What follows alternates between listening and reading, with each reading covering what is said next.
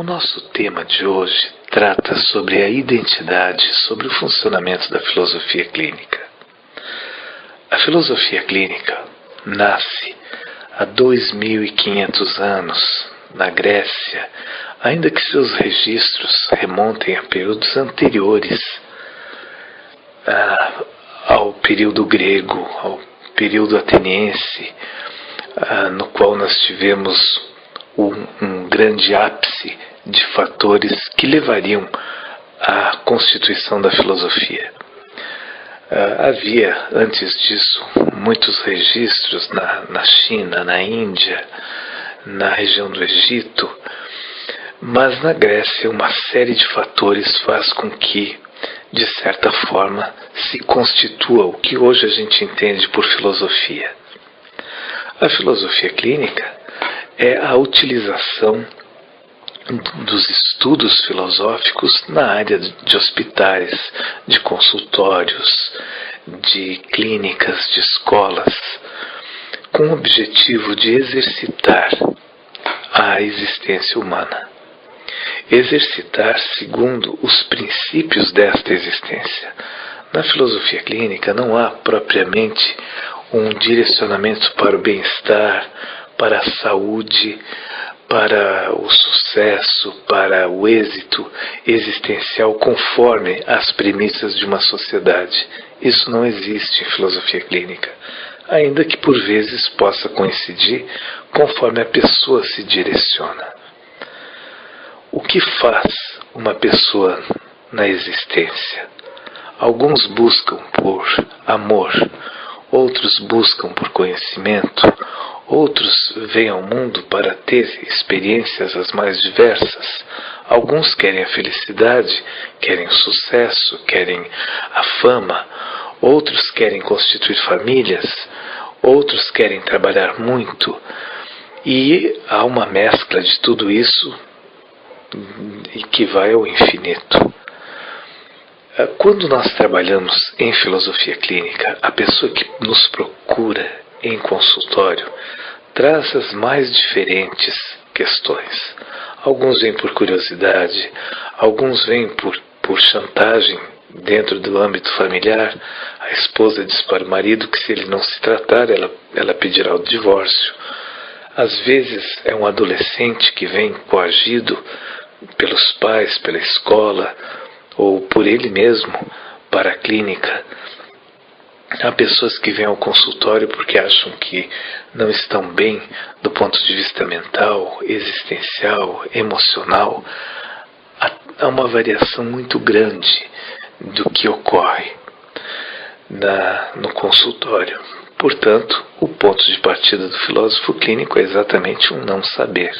Ele precisa se aproximar da pessoa. No entanto, se ele se aproximar da pessoa, perguntando a ela, por que você está aqui? Ele já direciona a pessoa para as questões lógicas.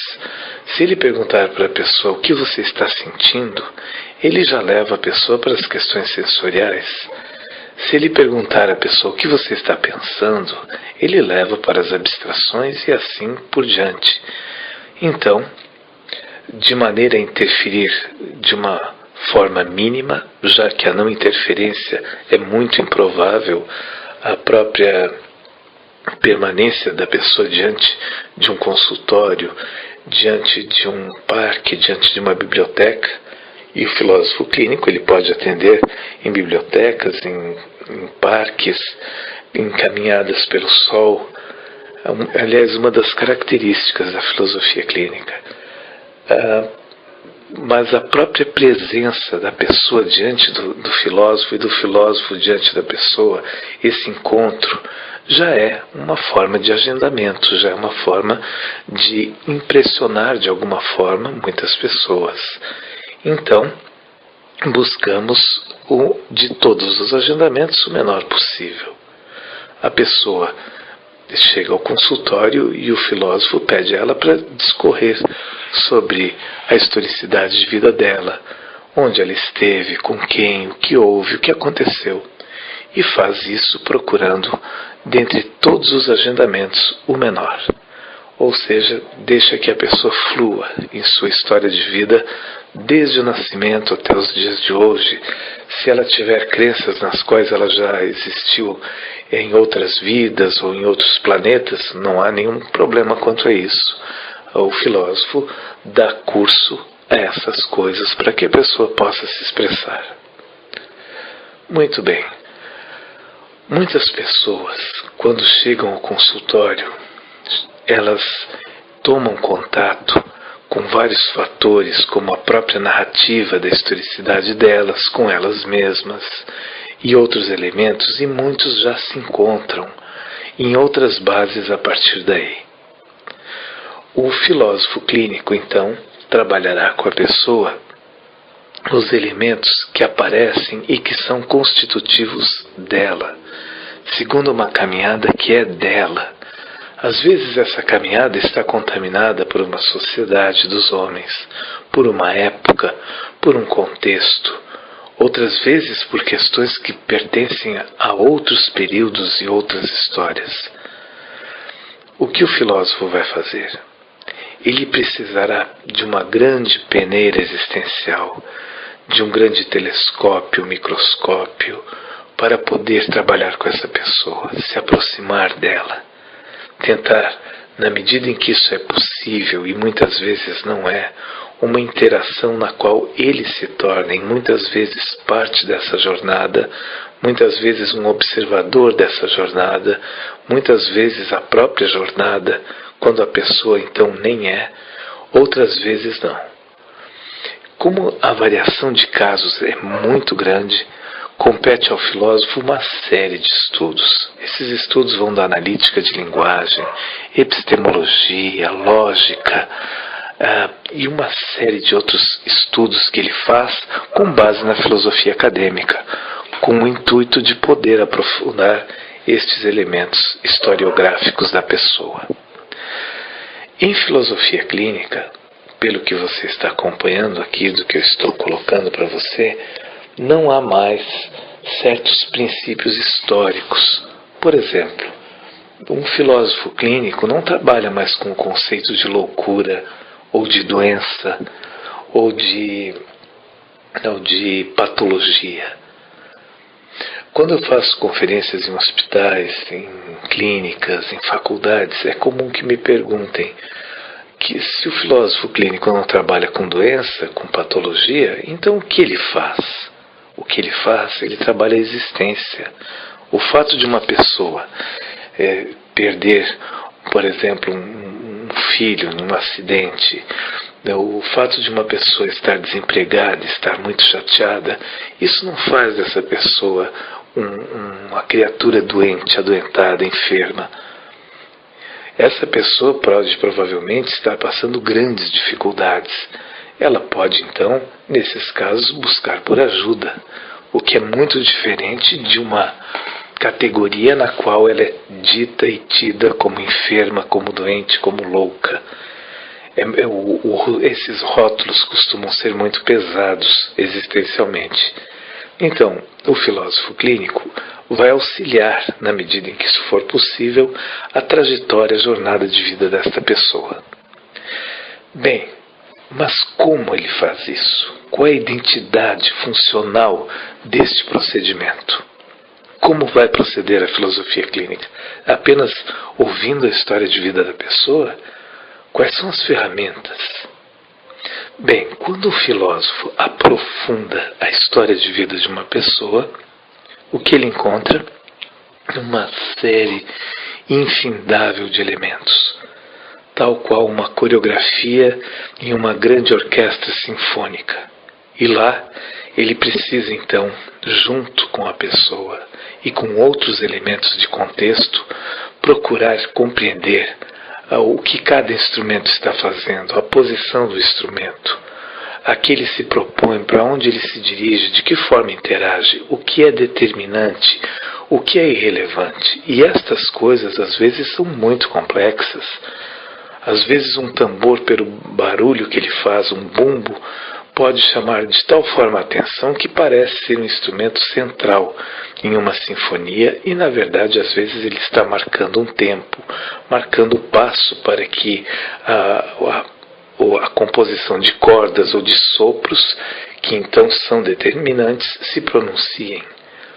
Um coadjuvante.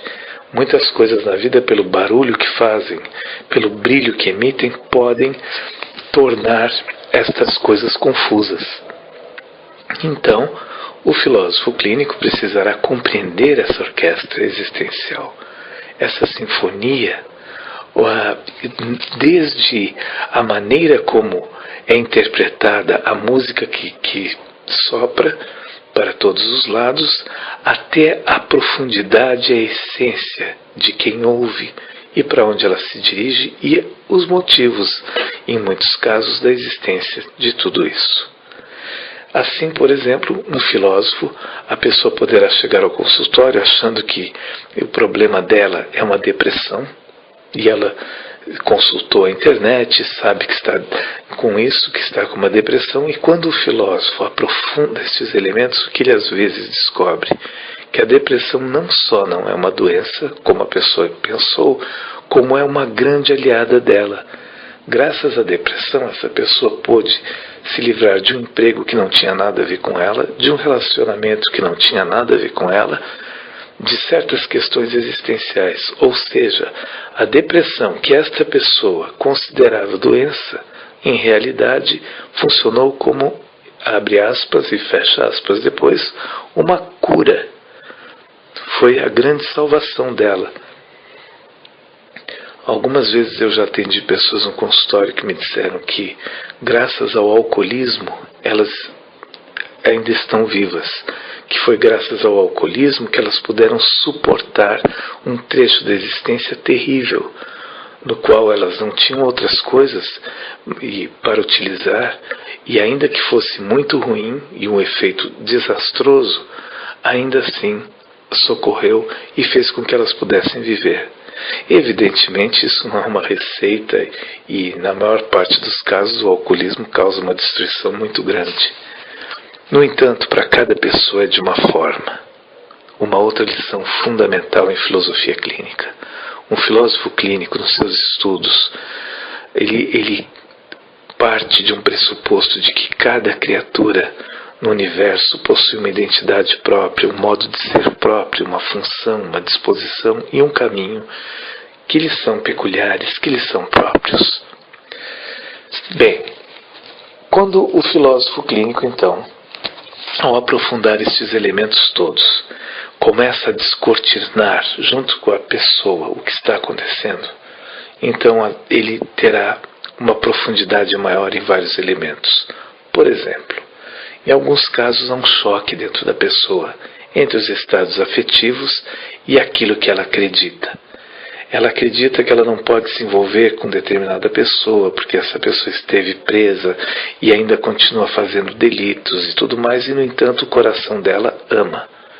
O coração diz, fique com a pessoa, mas aquilo que ela acredita diz, não fique, porque você vai se machucar muito. Quem vence um embate como esse? Somente compreendendo a dimensão desta orquestra, desta sinfonia, desta coreografia existencial, como eu descrevi há pouco, o filósofo poderá saber. Às vezes, as emoções serão tão mais fortes que aquilo que a pessoa acredita, nada poderá contra as emoções dela. Outras vezes, os choques são diferentes, é a razão da pessoa, aquilo que ela tem como lógico, o raciocínio. Às vezes a razão bate frontalmente contra os estados sensoriais da pessoa. O corpo pede, por exemplo, batata fritas, carboidratos, comidas saturadas de toda ordem, em grande quantidade, e a racionalidade da pessoa explica para ela que isso está fazendo um grande mal físico, existencial a ela. Quem vence um embate como este? Em alguns casos, a racionalidade, em alguns casos os estados sensoriais, em alguns casos há um choque tão violento que isso respinga para outras áreas da vida da pessoa, valores, buscas, conhecimentos, etc.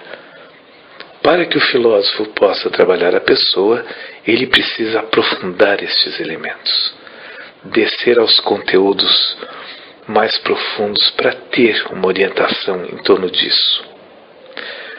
para poder saber o que fazer, como trabalhar, ele precisa primeiro ter estes elementos. E isso é feito com um estudo profundo, diligente, com muitos métodos que vão da analítica de linguagem, epistemologia, lógica, na historicidade da pessoa, para ele então compreender como é a estrutura do pensamento desta pessoa.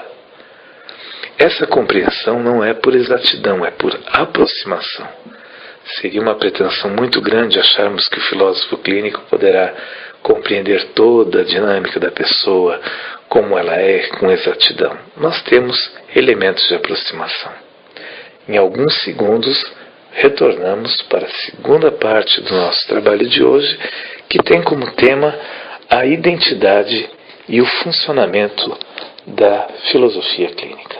Já voltamos.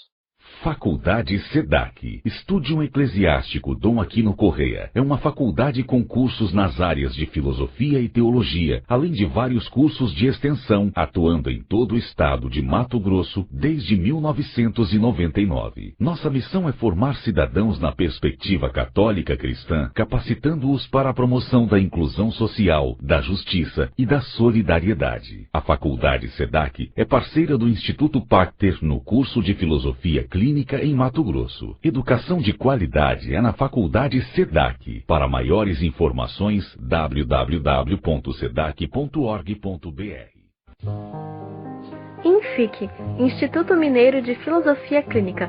Polos em Belo Horizonte, Uberlândia, Poços de Caldas, Campinas, São João Nepomuceno, Muriaé, Ubá, Viçosa, Tupã e agora em Juiz de Fora. Informações www.infic.org. Partilhas, a revista de filosofia clínica do INFIC. Artigos, resenha, informações. Acesse www.revistapartilhas.org. O Instituto Pacter, que implantou a filosofia clínica, hoje conta com clínicas, pesquisa, ensino e conferências. Conheça nossa atividade acessando www.institutopacter.com.br e saiba como levar esse programa para a rádio de sua cidade.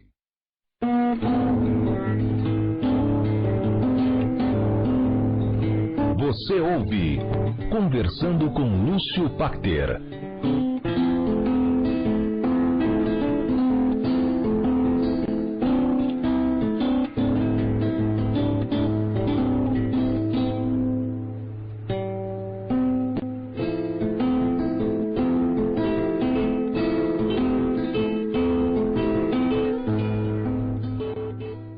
No nosso trabalho de hoje, estamos pesquisando a identidade, o funcionamento da filosofia clínica. Quando iniciei a filosofia clínica, os meus primeiros escritos, publicações datam de 91. Em 95, 94, 95 eu abri em Porto Alegre o Instituto Pacter. O nome é uma homenagem ao meu avô paterno, uma pessoa que marcou muito os meus estudos, a minha caminhada, a minha trajetória, e o nome do Instituto é um agradecimento, um reconhecimento ao que ele significou e significa ainda hoje. E então em 94, 95 eu abri o Instituto Pacter para formar filósofos clínicos, para trabalharmos em pesquisas, consultas, clínicas, um trabalho que se espalhou pelo país inteiro e hoje envolve milhares de pessoas, psiquiatras, psicólogos, filósofos, pedagogos, se tornou algo muito grande. Antes de eu começar os meus trabalhos aqui no Brasil, no exterior, já vi em muitos países, Japão, no Canadá, o Marinoff, na Alemanha, nos Estados Unidos, pesquisadores de várias áreas já estavam também elaborando estas pesquisas. Inclusive antes do meu trabalho, eles já estavam conversando, vendo o que era possível fazer dentro da filosofia. Então havia várias denominações: filosofia de consultório, filosofia de aconselhamento, filosofia analítica, filosofia clínica, filosofia de aconselhamento, muitos trabalhos, não é? Mas aqui no Brasil é que quando eu começo o trabalho com método, com toda uma fundamentação que é única, que é a nossa tecnologia brasileira, não é? E quando eu começo esse trabalho para formar e fundamentar aqui, logo isso começa a chamar a atenção no exterior, e faculdades pelo Brasil inteiro começam a fazer parceria com o Instituto Pacter. São muitas faculdades e técnicas no Paraná, aqui no Rio Grande do Sul, a Universidade de Caxias do Sul, que agora assina os certificados na jornada para a Itália, universidades do exterior, de Sevilha, Universidade Católica Portuguesa, a Universidade Hebraica, que é uma das mais importantes hoje no mundo, e muitas instituições pelo Brasil. Se eu começar a citar agora, eu corro o risco de esquecer várias delas, como recentemente estive numa universidade que é uma antiga parceira nossa, que é a Universidade Estadual do Maranhão, muitas escolas pelo Brasil, Faculdade Católica de Anápolis, enfim. Todas essas instituições começaram a fazer parcerias conosco, potencializando e levando esse trabalho a uma dimensão muito maior. A filosofia clínica se tornou muito grande em pouco tempo. E ela hoje, com as novas jornadas de estudos, ela conta com publicações, com edições em várias áreas, e em breve, provavelmente, ela se pulverizará em dezenas de denominações, o que é natural, não é? É parte do crescimento, é assim que tradicionalmente a história da humanidade caminha, pelo menos até aqui. Em tudo isso, a responsabilidade sempre é muito grande, sempre aumenta, e hoje temos aí uma associação nacional que responde. Todos os direitos sobre a minha obra, o meu trabalho, foram doados para essa Associação Nacional de Filósofos Clínicos, que coordena, não é, esses trabalhos todos, é responsável por isso. Pois bem, isso dá uma dimensão da profundidade e do alcance que as coisas tomam a partir de um trabalho que era apenas de um pesquisador, começando, um jovem de 20 e poucos anos, com muitos sonhos, com amor, com poesia.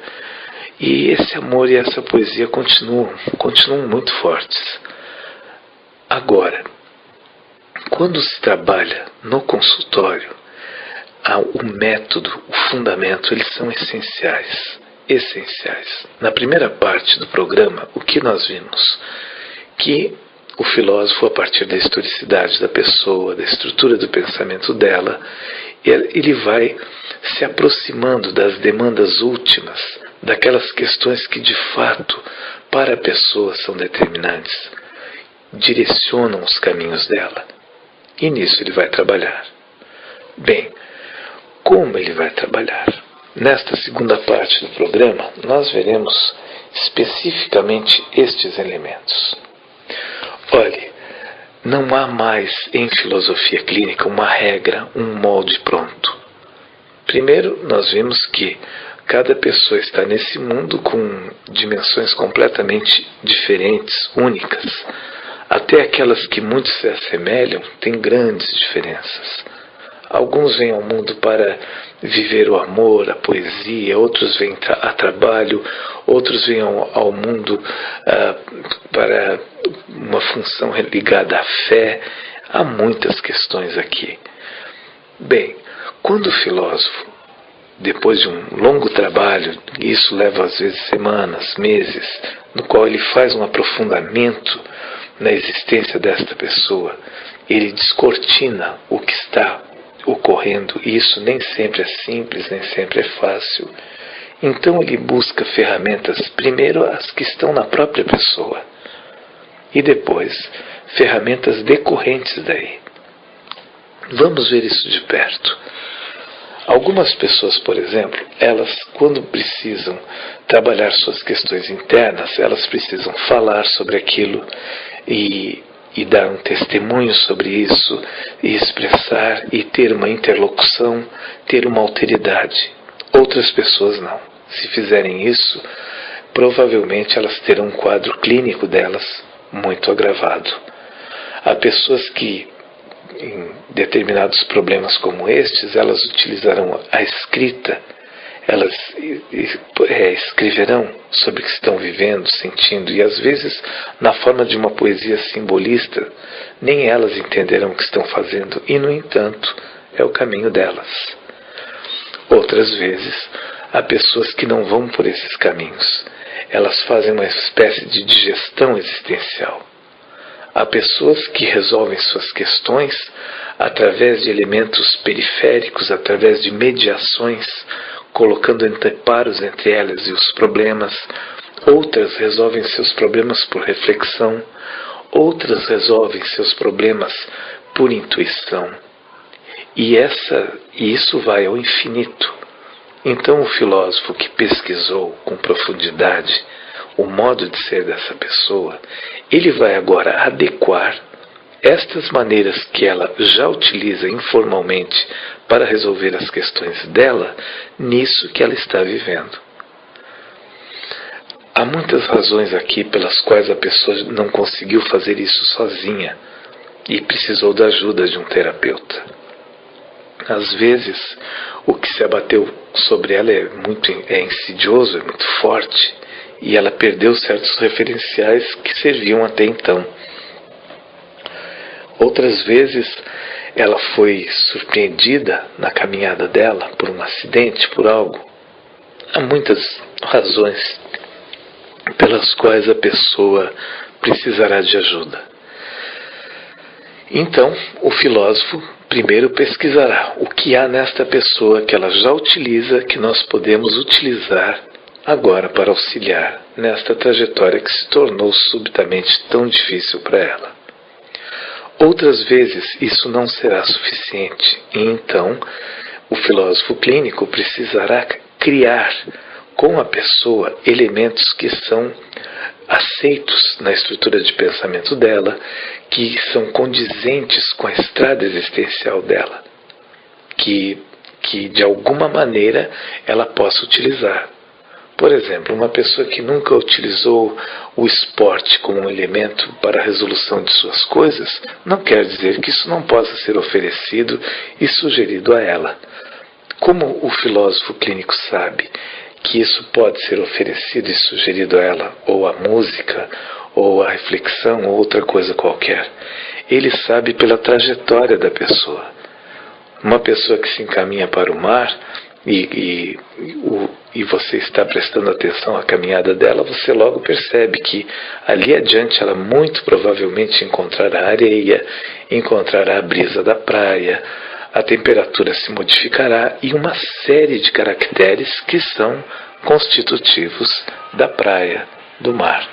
Ou seja, o filósofo clínico nesse caso, ele aproxima a pessoa e faz contato da pessoa com estes elementos que, ainda que não estejam nela, são parte de uma possível trajetória dela, porque tem todo um critério de afinidade, todo um critério de aproximação. Mas, ainda assim, há muitas questões dilemáticas.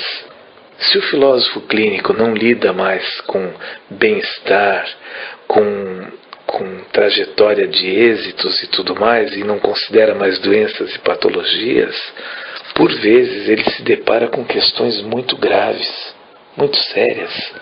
Por exemplo, como agir com uma pessoa que está, do ponto de vista da medicina dos homens, enferma e não quer mais continuar a viver? Ela chama o filósofo clínico e diz: olha, doutor, não quero mais viver. Já criei meus filhos, agora os médicos dizem que é um câncer muito grave. Então, o que faz um filósofo clínico? Ele acolhe isso que a pessoa está dizendo e diz a ela que então ele concorda que ela coloque termo à vida dela e que finalize tudo ali? É assim que ele age? Vejam, às vezes eu vou em um programa de rádio, de entrevista, eu viajo o Brasil inteiro. Acabei de voltar de uma maratona imensa. Eu faço uma média de 15 a 20 voos por mês. Várias instituições de ensino, clínicas, aulas pelo Brasil inteiro. E isso tem sido assim há quase 20 anos. Quando eu vou a um programa de rádio, às vezes O jornalista que me entrevista pergunta: o senhor é contra ou o senhor é a favor ao aborto? E a resposta que eu digo a ele, assim como neste caso que eu acabei de citar, desta pessoa que quer abreviar a própria vida, é: eu não sei. Às vezes isso gera piadas, alguém está junto no programa e diz: bom, se o senhor não sabe, o senhor trabalha com isso, como fica a situação então? A questão de não saber aqui é parte do método. Vejam, eu não sei a história de vida da pessoa, eu não sei a estrutura do pensamento desta pessoa, eu não sei o contexto onde ela está inserida. Como posso participar, opinar, interagir se não sei nada disso? Se coloca uma questão no qual, ao tirar a criança, pelo menos a mãe viverá, já que nada mais pode ser feito, talvez em casos assim seja mais tranquilo para um terapeuta opinar que é a favor ao aborto. Mas em outros casos no qual a criança será retirada simplesmente por um capricho social, por quem não se importa com a vida humana, e em breve estará fazendo outro aborto e outro, aí estamos diante de outros fatores. A própria caminhada nos mostra o próprio contexto, a própria historicidade, a estrutura de pensamento de quem está envolvido é a parte fundamental de qualquer resposta que possamos encontrar aqui. A época dos manuais, no qual nós puxávamos da prateleira um manual que nos dizia como agir em casos de ansiedade, de depressão, de polipolaridades e outras coisas, isso terminou. Em filosofia clínica não há mais isso. Hoje as exposições são completamente outras. Isso tudo que eu coloquei aqui para vocês hoje é parte da identidade, é parte do funcionamento da filosofia clínica. Coloquei um prefácio sobre o tema.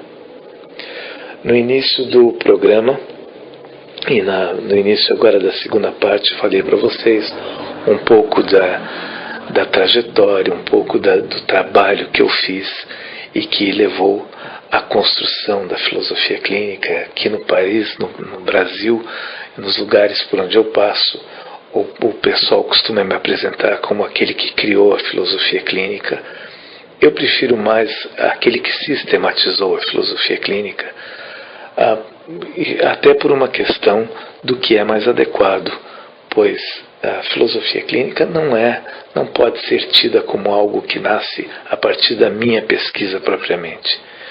Quer dizer, a minha pesquisa foi importante, sem dúvida, ela é importante, assim como a de muitos colegas hoje pelo país que trabalham nas mais diferentes áreas com a filosofia clínica.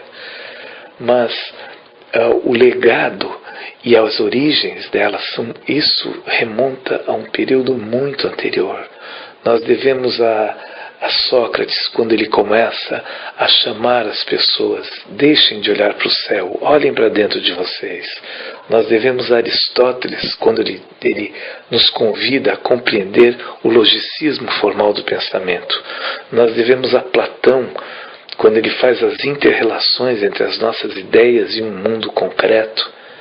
Nós devemos, inclusive, a antes deles, filósofos como Heráclito, que nos chamam a atenção para o movimento das coisas, os pré-socráticos, que discutiam as partículas, as origens do universo e das coisas, e antes deles, caminhando em direção à Ásia, caminhando em direção ao Egito, caminhando em direção a Israel, há toda uma tradição na qual a filosofia clínica se insere hoje como uma filosofia.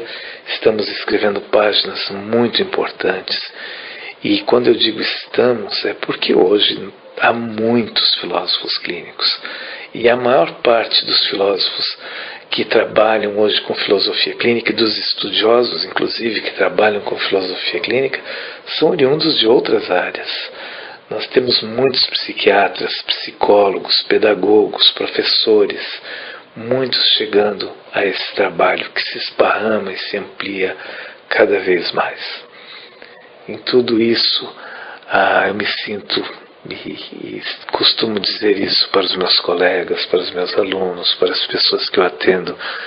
Me sinto muito agradecido, me sinto com a alma repleta de gratidão, repleta de amor, repleta de uma existência partilhada, repleta de algo muito bonito. Eu acho que a filosofia clínica pode continuar contribuindo para um mundo mais humano, mais bonito, mais amplo. Deixo você com uma linda balada escocesa como encerramento nesta noite de sábado. Agradeço a sua audiência. Até o próximo sábado, 20 horas.